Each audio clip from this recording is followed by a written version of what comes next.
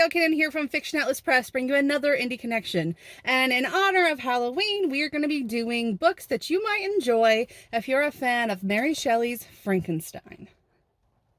The first book I have for you is called Shade by Marie de Stefano. A dangerous holiday, a deadly curse brought to life. When Mary Wollstonecraft Goodwin accepted an invitation to Lord Byron's house party deep in the Swiss Alps, she hoped it would serve as a welcome distraction from her broken heart. Instead, she finds herself surrounded by enigmatic guests with their own dangerous secrets to hide. From the moment of her arrival, the party is more than it seems, as Mary and the others are strictly forbidden from leaving the villa after dark.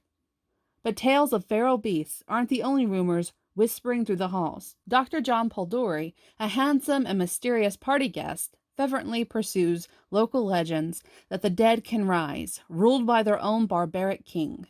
When the group plays a game of storytelling to pass the time, they weave together tales of nightmarish ghouls and horrible villains inspired by the myths.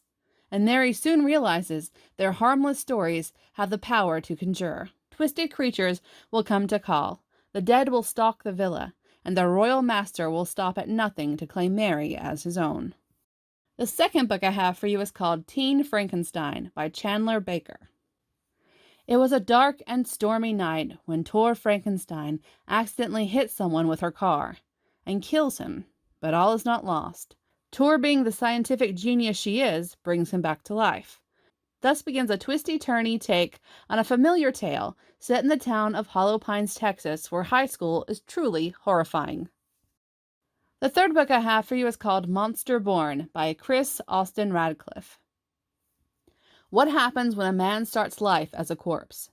200 years ago, Frank Victorson awoke as a semi-dead, monstrous abomination reanimated by his hubris-ridden father, Victor Frankenstein. But Frank refused to become the infernal hate his father spewed at the world. He walked away from his origins and into a small Minnesota town overflowing with magic. Now Dr. Frankenstein's other sins want revenge. The Nordic elves of Frank's new home call him family.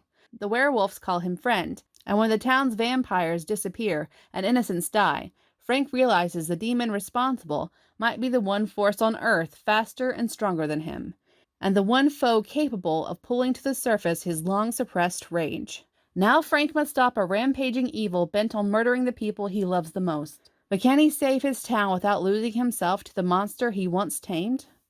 And the last book I have for you is called The Prometheus Collector by Joshua Dyer.